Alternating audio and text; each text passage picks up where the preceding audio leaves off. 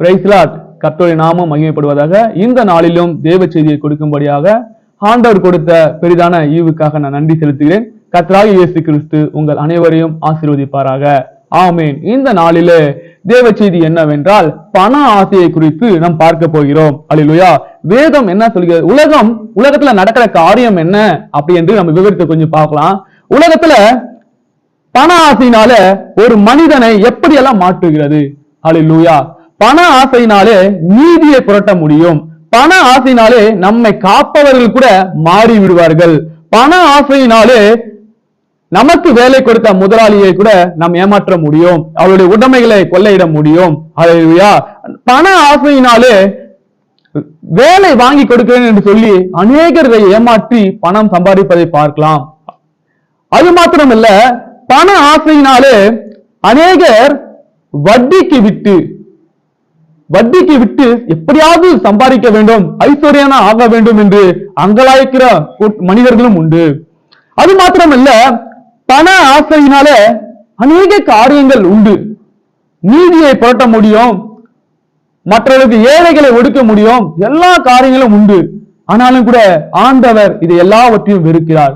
இந்த நாளிலே நாம் எடுத்துக்கொள்வோம் 1 தீமோத்தேயு 6:10 பார்ப்போம். பண ஆசை எல்லா தீமைக்கும் வேறாயிருக்கிறது. சிலர் அதை இச்சித்து விசுவாசத்தை விட்டு வழுவி அநேக வேதனைகளாலே தங்கள் உருவ குத்திக் கொள்ளுகிறார்கள். அல்லேலூயா. இது போல பண ஆசையினால அநேகர் வேதனைகளும் கஷ்டங்களும் பற்றி மட்டுமல்ல, ஒருவனை ஏமாற்றுறதாலோ, பணத்தை சம்பாதித்தாலோ, மற்றவனை காரியங்களை உடைமைகளை கொள்ளையடித்தாலோ அவர்கள் எப்படியாவது காவல் அதிகாரிகள் மூலமா பிடிப்பட்டார்கள் வச்சுங்களா, பயமும் வேதனையும் நடக்கும். தன் முகம் தெரியக்கூடாது என்று முகமுடியை கூட போட்டுக் கொண்டு போவார்கள். அல்லேலூயா. ஏனென்றால் தன் முகத்தையே பார்க்க கூடாது மற்றவங்க. இங்கதான் ஆண்டவர் சொல்றாரு, நீ அதை பண்றதுனால என்ன, உன் உருவத்தை நீ குற்றி கொள்கிறாய். அல்லேலூயா. நம்ம அழகா இருக்கிற முகத்தையே கூட மறைக்க வேண்டிய காரியங்களை நடப்பிக்கும்.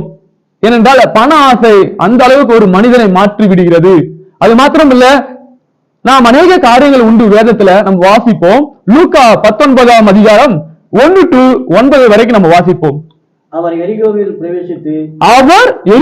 பிரவேசித்து அதன் வழியாக நடந்து போகையில் ஆயக்காரனுக்கும் ஐஸ்வர்யமாயிருக்கிற சகையு என்னப்பட்ட ஒரு மனுஷன், ஆயக்காரனுக்கு தலைவனும் ஐஸ்வர்யனுமாய் இருந்த சகையு எனப்பட்ட ஒரு மனுஷன், இயேசு எப்படிப்பட்டவரோ என்று அவரை பார்க்க வகை தேடினான். அவன் குள்ளனாய் இருந்தபடியால் ஜனக்கூட்டத்தால் அவரை காணக்கூடாமல் அவர் போகும் வழியில் முன்னாக ஓடி அவரை பார்க்கும்படி ஒரு காட்டாத்தி மரத்தில் ஏறினான்.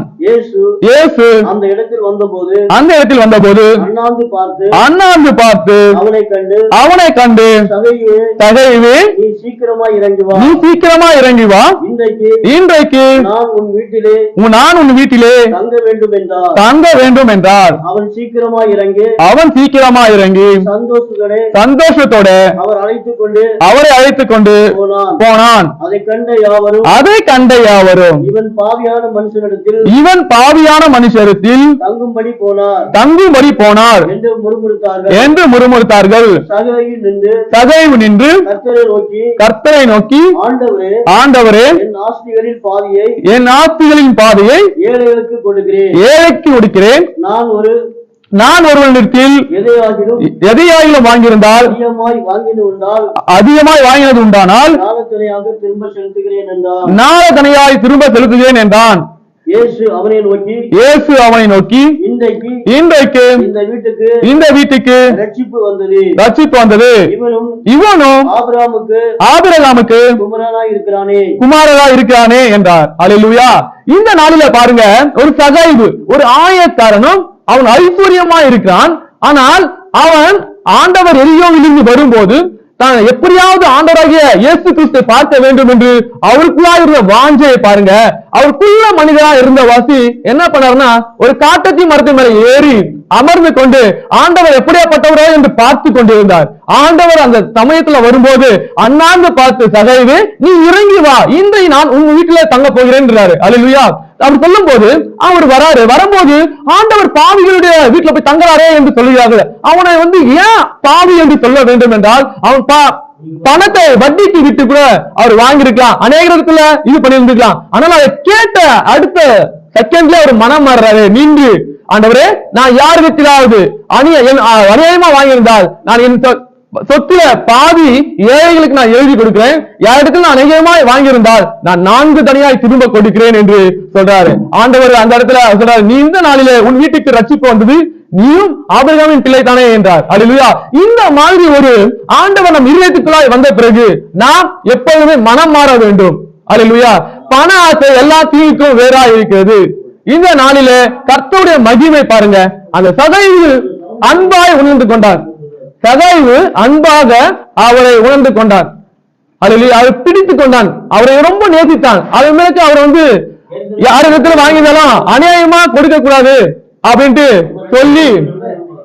சொல்லிட்டு இது போல பண்ற காரியங்கள் உண்டு. அல்லேலூயா. நாம் எடுத்துக்கொள்வோம் அப்போஸ்தலராகிய 5:1-5 வரைக்கும் நம்ம வாசிப்போம். அனனியா என்னும் பேருள்ள ஒருவன் அவனுடைய மனைவியாகிய சப்பிராலும் தங்கள் காணியாட்சியை விற்றார்கள். அவர் மனைவியாகிய சப்பிராலும் காணியாட்சியை விற்றார்கள். தன் மனைவியை அறிய அவன் கிரியத்திலே பங்கை வஞ்சித்து வைத்து ஒரு பங்கை ஒரு பங்கை கொண்டு வந்து கொடுத்து வந்து அப்போஸ்தலருடைய பாதத்தில் வைத்தான். பேதுரு அவனை நோக்கி அனனியாவே நிலத்தின் கிரயத்தில் ஒரு பங்கை வஞ்சித்து வைத்து பரிசுத்த ஆவியினிடத்தில் பொய் சொல்லும்படி சாத்தான் உன் இருதயத்தை நிரப்பினதென்ன? அதை விற்கும் முன்னே அது உன்னுடையதா இருக்கவில்லையே. அதை விற்ற பின்பும் அதன் கிரயம் உன் வசிக்கவில்லை, உன் வசத்தில் இருக்கவில்லையே. நீ உன் இருதயத்திலே இப்படிப்பட்ட எண்ணம் கொண்டதென்ன? நீ மனுஷனிடத்தில் அல்ல தேவனிடத்தில் பொய் சொன்னாய் என்றான். அனனியா இந்த வார்த்தைகளை கேட்டவே விழுந்து ஜீவனை விட்டான். இவைகளை கேள்விப்பட்ட யாவரும் மிகுந்த பயம் உண்டாயிற்று. அல்லேலூயா. ஆதி அப்போஸ்தலர் சபையில அநேகர் தங்களுடைய காணியாட்சிகள் எல்லாம் விட்டு அப்போஸ்தலருடைய பாதப்படியில வைக்கிறாங்க. ஆனா அனனியா சப்பாரியாவும் 2 பேரும் சேர்ந்து தன் காணியாட்சியை விட்டு அதுல ஒரு பங்கை அவர்களுக்கு தெரியாமல் மறைத்து வைத்து ஒரு பங்கை அப்போஸ்தலருடைய பாதப்படியில வைக்கும் போது, அல்லேலூயா, அங்கிருந்த சீஷர்கள் சொல்றாங்க, அனனியாவே நீ இவ்வளவுதான் விற்றையா அப்படின்னு கேட்கும் போது, ஆம் இவ்வளவுதான் விற்றேன் என்று சொல்லும் போது, பரிசுத்த ஆவியானவருக்கு முன்பாக நீ பொய் சொல்கிறாய் என்று சொன்ன இடத்திலேயே அந்த அனனியா என்பவர் மரித்து போகிறான். அல்லேலூயா.